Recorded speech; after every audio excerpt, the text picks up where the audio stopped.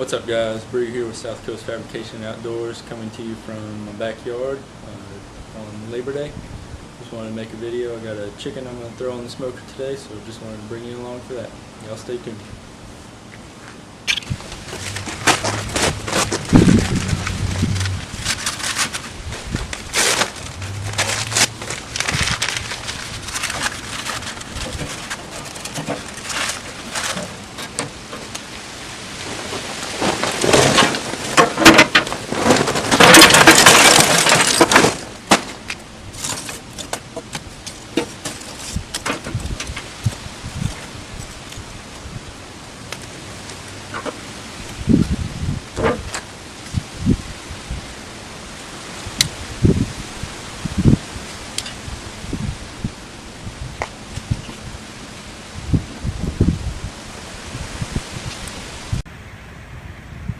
Alright everybody, we got the charcoal lit, so it's going to do its thing. We're going to wait until it gets good and hot and everything looks gray and ashy. Wait till it's rolling good before we put our smoke wood on there. We're using apple wood today for that, but we're going to let that keep going. Smoker I'm using today is this Oklahoma Joe's barrel smoker. It's got the firebox on the side and then the barrel for where you're putting your meat and everything, and the smokestack on it. And I really like this smoker. I know a lot of people are using pellet smokers these days where you just turn them on, set it and forget it, but I'm really liking the good old school charcoal smoker. I want to show y'all the charcoal I'm using today. I use it for all my meat smoking and all my barbecue grilling. It's this B&B brand natural lump charcoal. It's oak. Find it at Walmart down here in Mississippi. I really enjoy it. It comes with big old chunks. Looks like tree branches in there and lasts a long time. It's got great flavor.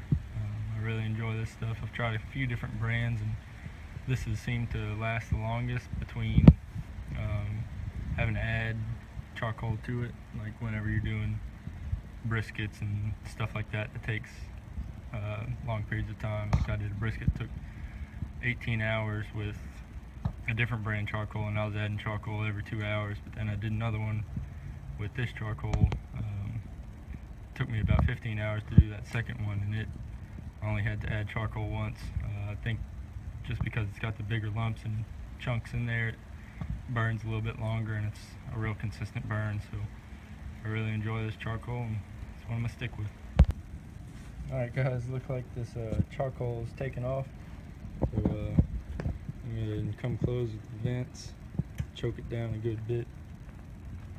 Take a look and see how it's doing. Yeah, it's nice and hot. I just got to use a rock or something to close this vent because that little stub gets hot. Come on. Close that dude down to about right there. Not much of a gap, but you don't need much to keep that heat. So that temperature stabilizing, we're gonna go get the bird ready. Alright guys, so while the smoker is getting the temp back under control, we want to get this bird ready. So I had this chicken frozen. It was in the freezer for a week or so because I was going to try and do this last week, but never got to it, so I had to thaw it out. Thawed it out for a couple days, and earlier this morning I unwrapped it, put it in this bowl, and rubbed it down with this. It's a Weber brand dry rub, their original flavor. Use this on a bunch of different stuff and really enjoy it. So that's what I put on this bird. I'm going to do the old beer can chicken bird. I don't do anything fancy. I've been trying different beers. I haven't really noticed the difference in the flavor from each. I'm going to go with a good old Corona today. Get that set up. You always got to take a little bit out of it so it doesn't overflow.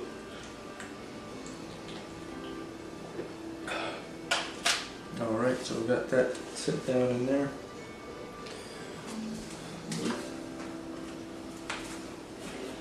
Alright, so now Pretty much just take the bird and set it down on the beer can.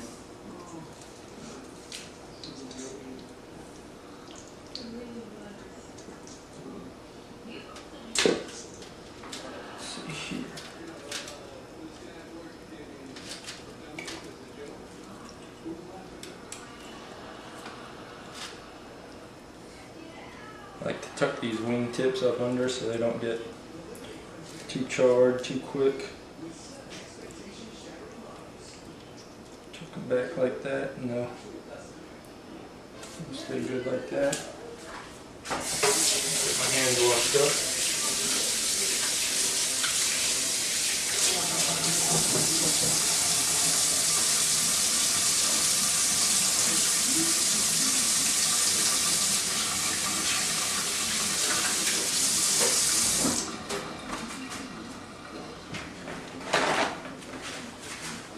Now since that was sitting in that bowl, some of the liquid has pulled some of that rub away, so I'm going to come back and sprinkle on a little bit more. Just give it a nice good coating. Make sure we got that good flavor on all parts of this bird.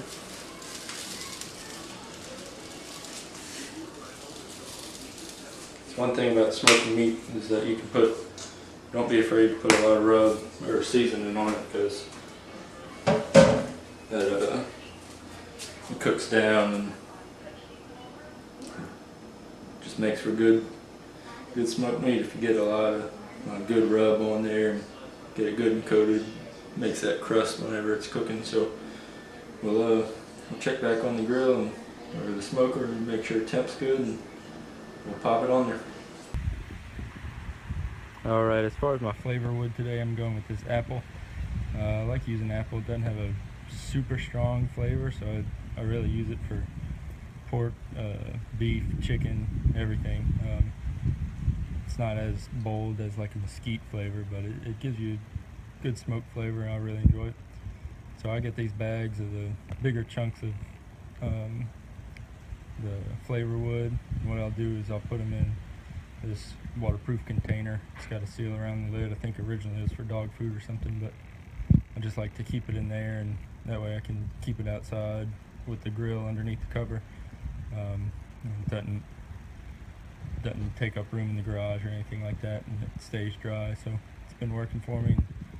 That's what I like about it. A few good chunks in there, and that'll give us enough smoke to take it throughout the whole chicken smoke. If anybody's looking for a good smoking grill meat thermometer, check out this Weber iGrill 2.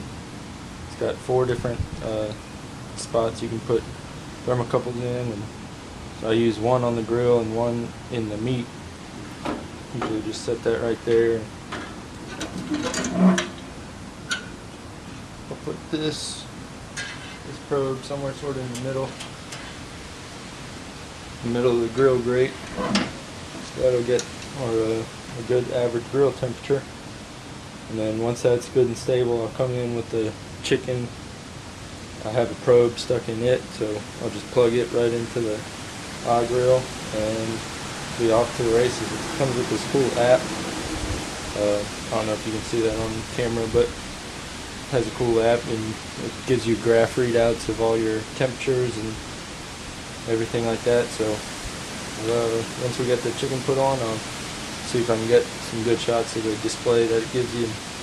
I really like this thing. It makes life a lot easier. Whenever you're smoking something, you don't have to keep coming outside every so often to check on it. It's all Bluetooth and goes straight to your phone. Just hang out in the house and come out and adjust if you need to, but other than that, just easy to keep up with.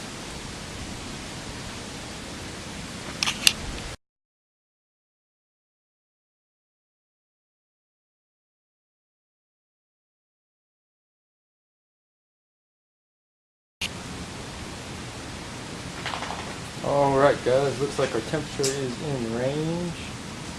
We are going to get this bird put on here.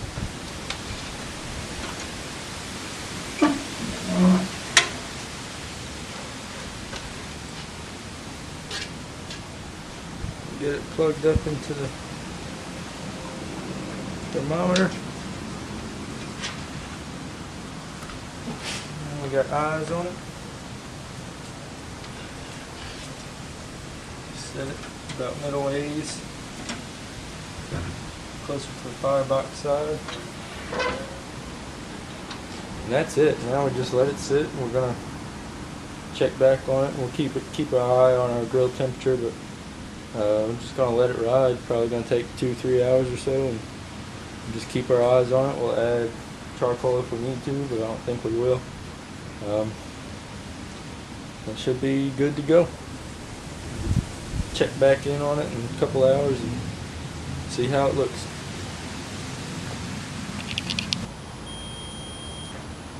Alright, getting 165 on the chicken. It's time to go ahead and pull it on off. Go ahead and shut down the thermometer. Plug our probes. See what it looks like.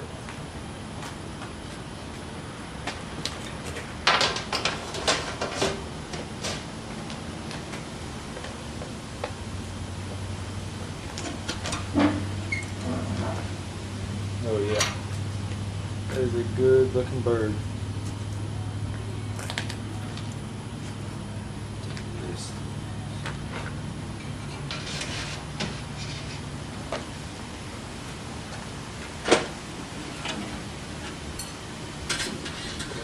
Probe off. Close that back down. This is when I usually like to open my vents up, let the rest of that charcoal in there just heat on up, and try and clean the grill a little bit. Let it get nice and hot. Alright, I'm going to bring this bird inside and give you a little bit better look at it. Alright, boys and girls, well there it is. That's a smoked chicken. It took about 3.5 hours to do this bird. Didn't look at the weight of it before it started, but yeah, anywhere from 2 to 3, 4 hours to be safe on a bigger bird, but it looks good. It's got that nice brown color and smells really good, so I'm gonna take it all apart and eat it for dinner tonight. Appreciate you all watching. If you like this video, give us a like, subscribe to the channel for more, and comment and give us your thoughts. Alright, y'all have a good one.